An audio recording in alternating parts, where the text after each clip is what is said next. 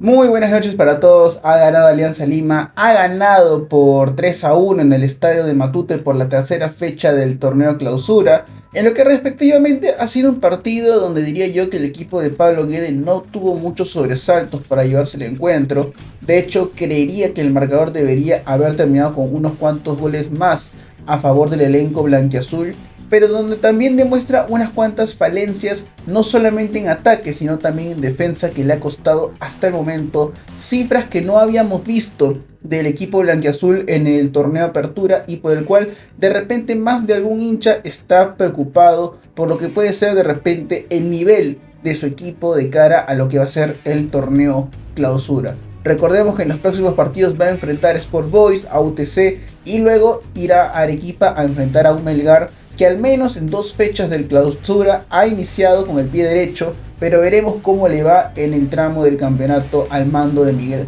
Rondelli. Estamos acá para hablar de Alianza, así que vamos paso a paso. Esto es Algoritmo de Gol y empezamos.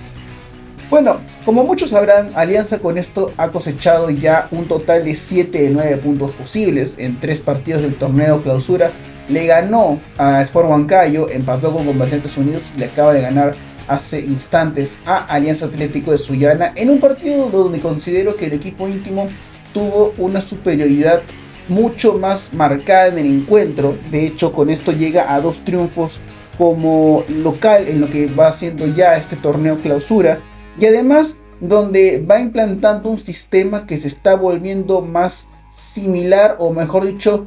un esquema que ya cada uno va recordando con el paso de las fechas jugando como local, como lo es la posibilidad de jugar con dos puntas. El tema de Eric Castillo, que es un delantero que prácticamente queda siempre estancado como un punta que se puede abrir por los costados, pero también teniendo la novedad de Paolo Guerrero con Federico Girotti, rotándose mucho el rol de esa especie de falso 10. Si Paolo se recoge, Girotti va al área, y si Girotti hace el rol que debería ser Paolo Guerrero, es el número 34 blanquiazul quien se mete en el área para acompañar en cuanto a lo que respecta a las ocasiones de peligro al delantero Eric Castillo. Una Alianza que salía, como lo mencionaba, con una alineación muy ya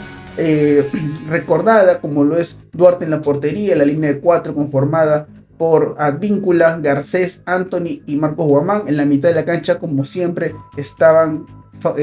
Esteban Pavés, Fernando Gaibor y Jairo Vélez, y un poco más adelantado Paolo Guerrero, para que en el ataque estuvieran los puntas como lo venían siendo tanto Girotti como Eric Castillo. Un partido donde Alianza considero yo mucho que termina siendo superior, pero principalmente por 3 piezas fundamentales. La primera, la de Eric Castillo, que ya iremos repasando un poco lo que fue las situaciones del partido, y también lo que fue el rol tanto de Fernando Gaibor como el de Esteban Pavés. Un Eric Castillo que vive dulce en el torneo, un Castillo que en el Clausura ya anotó 5 goles en tan solo 3 partidos, si bien en la transmisión terminan dándole el gol a él, el cual termina siendo el segundo a favor de Alianza Lima. Considero yo que es un autogol, y lo más probable es que finalmente la liga termine dándole la anotación en contra a Williams Guzmán, que minutos después termina siendo expulsado por una jugada que genera Alianza y que termina en los pies del ecuatoriano, y que por muy poco estuvo cerca de ser el tercer gol de Alianza en aquel tramo del partido. Un Castillo que viene teniendo un campeonato muy bueno, una apertura donde al fin y al cabo estamos viéndole la mejor versión desde que llegó a Alianza Lima, porque si bien en el apertura cosechó una buena cantidad de partidos anotando, creo que hoy estamos viendo un jugador muy determinante en Alianza Lima, y que al fin y al cabo termina siendo ese jugador por el cual el cuadro íntimo había apostado al inicio del año 2025, y que recién para este 2026 le ha dado frutos con creces. Por eso que destaco mucho la labor de Eric Castillo, pero también la labor de Fernando Gaibor. Un Gaibor que mejora en el segundo tiempo, teniendo más libertades para filtrar pelota, para ir al ataque, y donde al fin y al cabo incluso termina siendo clave tanto en el segundo gol de Alianza como en ocasiones generadas por el equipo blanquiazul, no solamente en cuanto a lo que termina siendo posibilidades a favor de Eric Castillo, sino también para sus compañeros. Le puso una muy buena pelota en algún tramo del partido a Girotti, lo mismo con Cantero. estuvo atento en cuanto a lo que fue la elaboración de jugadas y por el cual yo le destaco mucho el rol del partido que tuvo hoy el ecuatoriano. Vamos a empezar a hablar un poco más sobre el partido. Antes no me quiero olvidar de Esteban Pavés, el chileno que para mí está siendo del top 3 de los mejores jugadores del año en Alianza Lima. Y un Pavés que hoy día se encargó muchísimo en lo que era armar las elaboraciones de ataque de Alianza. Si Pavés decidía que la jugada iba por derecha, los futbolistas encargados de ese sector intentaban que las jugadas transiten por ese costado. Si Pavés apostaba por la izquierda, lo mismo con estos jugadores. Por lo cual es como que mencionemos que el chileno es como el maestro de orquesta de esta Alianza Lima y también teniendo un rol muy importante e interesante en el campo de juego. Porque cuando Alianza aprovecha sus laterales como Guamán y Advíncula para ir al ataque, tanto Anthony como Garcés terminan abriéndose un poco más para que tanto el chileno pueda replegarse y formar como una especie de línea de 3, cosa que si Alianza termina siendo contraatacado, el chileno puede ser parte de ese bloque bajo de Alianza que al fin y al cabo termina evitando la posibilidad de gol en contras que pueda recibir. Ahora sí pasemos un poco más a hablar sobre lo que fue el partido en sí. Una Alianza que en los primeros minutos intentó circular mucho la pelota, pero donde Alianza Atlético termina siendo un poco más peligroso, porque a los 11 minutos una chalaca del delantero argentino Ingrati estuvo cerca de sorprender a Alejandro Duarte. A Alianza le van a hacer mucho daño en los balones detenidos, incluso desde los saques laterales en el primer tiempo. Porque tras esa jugada de Ingrati, Alianza intenta recuperar justamente lo que es la dinámica del partido, un poco más lo que eran las posesiones, y tras una jugada colectiva de que termina cosechándose en un golazo, pero que termina siendo formada por un total de 20 pases que empieza desde la defensa al ataque. Alianza abre el marcador con un Eric Castillo que, como mencioné, viene dulce en el torneo, aprovecha un buen recorte de Jairo Vélez. Creo que las jugadas se terminan ensuciando un poco, pero Alianza arma una jugada muy pero muy brillante y donde al fin y al cabo el ecuatoriano marca su primer gol en este partido y con el cual ya estaba haciendo todos los goles de Alianza en el clausura, porque hasta el momento Alianza había ganado a Huancayo, le había empatado a Comerciantes anotando 4 goles y esos 4 goles de Alianza en el clausura eran netamente del ecuatoriano, por lo que este gol que estaba marcándole a Alianza Atlético de Sullana era uno más en su cuenta personal y uno más donde se mostraba la dependencia de Alianza Lima en ataque, al menos con el ecuatoriano. Después de eso empieza a hacer daño a Alianza Atlético de Sullana con una jugada de Hernán Lupú, una doble jugada de Hernán Lupú. Primero un ataque por el costado de izquierdo de Alianza Lima que lo agarra mal parado tras un lateral que al fin y al cabo el número 15 remata y Duarte responde bien. Y tras un tiro de esquina, Lupú vuelve a intentar de una tijera, pero que al fin y al cabo no termina favoreciéndolo. Ya para esto, Alianza había dejado de intentar ir al ataque, porque el gol llega en el minuto 14 aproximadamente.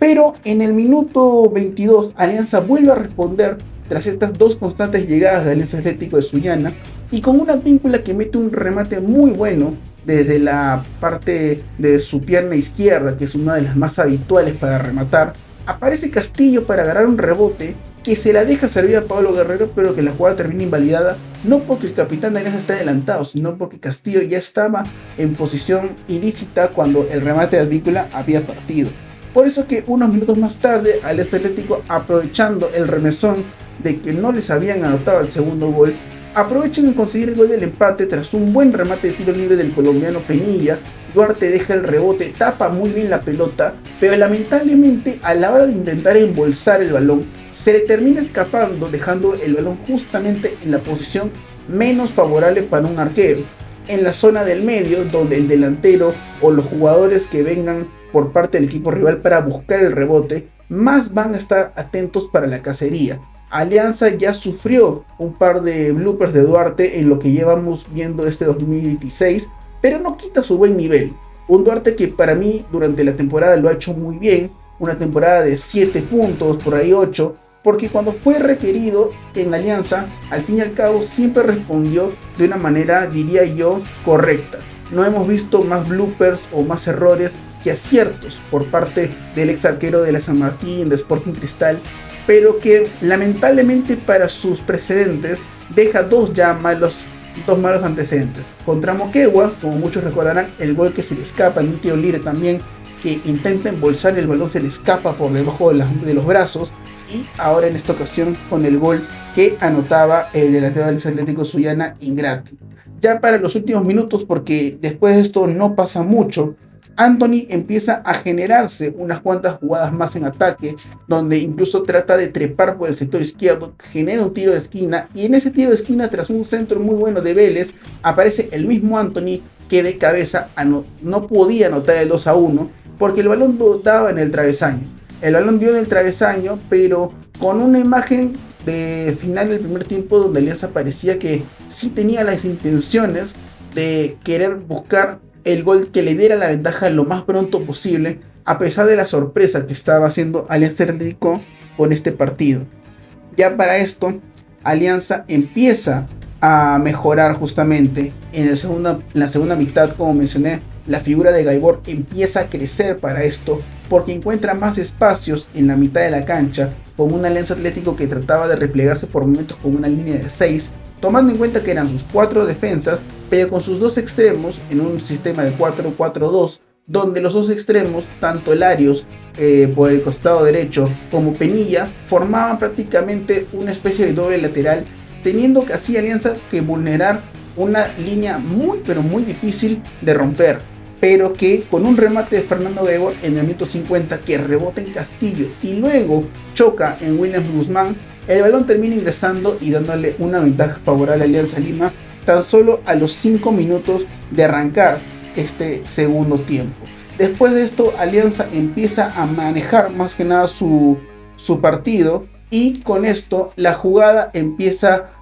a ser mucho más favorable para Alianza, porque incluso Gaibor pone una buena pelota filtrada para Federico Girotti, que toca en primera para Castillo, y el ecuatoriano por no mucho anotaba lo que hubiera sido su segundo gol en el partido, porque la pelota termina dando en el palo, termina complicando a Rivadeneira, que no hubiera podido llegar a bloquear el remate del ecuatoriano, y que termina salvándose así de la posibilidad de que Alianza consiga un gol más. Un minuto después, tras un tiro libre, Gaibor tira un centro a la cabeza de Castillo nuevamente, y que el ecuatoriano la mandaba al travesaño. Creo que, si no me equivoco, hemos visto un total de 3 palos en todo el partido a favor de Alianza,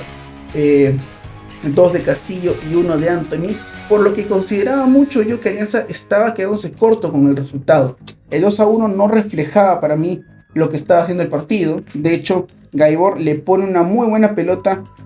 también a Federico Girotti, otra cantero, y donde los delanteros de Alianza no pueden resolver de una manera correcta, y que al fin y al cabo terminan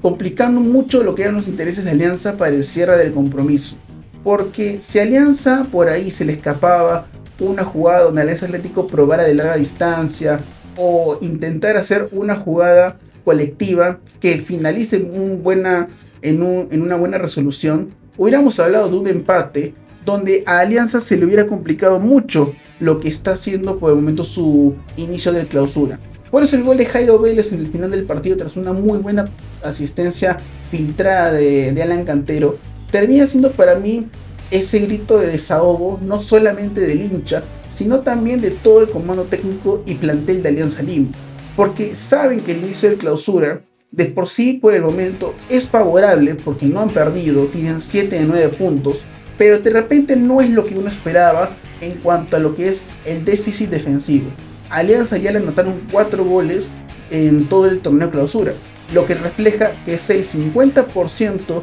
de lo que ya había recibido en el torneo apertura. En la apertura Alianza lo finaliza con tan solo 8 goles en contra, y ahora ya recibió 4 en tan solo 3 partidos. Por lo que en Alianza tienen que trabajar mucho más lo que es la tensión en defensa. Porque si bien hoy día el gol de Duarte, el gol de Alianza Atlético viene tras un error de Duarte, principalmente todo esto viene porque en Alianza también no están tomando lo que son las prevenciones como si se había tenido en cuenta antes en el torneo apertura. Hoy a Alianza le hacen mucho daño desde los laterales, le hacen daño desde los tiros libres y le hacen daño con muchos centros. En Cutero vimos justamente lo que fue las consecuencias de eso, Pero hoy en Matute de repente, con un Alianza Atlético que trató más de cuidar su propia portería que buscar el arco contrario, tal vez hoy día no tuvo mucho de qué preocuparse. Pero lo más probable es que el próximo partido, cuando enfrente Sport Boys, tenga una tarea mucho más difícil, porque los chalacos vienen en un buen ritmo en sus últimos 8 partidos, donde han perdido tan solo un encuentro, y el cual fue en Andahuaylas por la fecha 1 del torneo Clausura. Alianza va a enfrentar un rival durísimo como lo es el Sport Boys, que a menos de un año ya para su centenario, está justamente tratando de mejorar la imagen del club, no solamente institucionalmente, también deportivamente, y por qué no tratar de arruinarle la fiesta a Alianza como lo hizo en 2023. Después de eso vendrá una prueba un poco más sencilla, diría yo, contra UTC, que hoy día se comió 4 goles contra Cusco FC, y después vendrá la visita a Arequipa contra Melgar, en lo que para mí será un partido donde uno de los dos puede empezar a descartarse en la carrera por el Clausura. Alianza viene bien, Alianza viene haciendo una buena tarea en cuanto a puntos, en cuanto a rendimiento creo que es superior a sus rivales. Tal vez en Cutervo no demostró la supremacía que muchos hubiesen esperado, pero también hay que hablar que en Cutervo hay rivales que hasta el momento no han podido vencer a Comerciantes Unidos, a excepción de tan solo un rival en lo que llevamos de este campeonato. Creo que en Alianza pueden dormir tranquilos de que el equipo se mantiene en ritmo, se mantiene en competencia, pero al fin y al cabo hay muchas cosas de que mejorar en cuanto a lo que es el orden defensivo para los próximos partidos. Eso ha sido todo por hoy. Espero que les haya gustado la opinión y el análisis. Conmigo será hasta un próximo video y nos estamos viendo mañana para el postpartido entre Cienciano y Universitario de Deportes.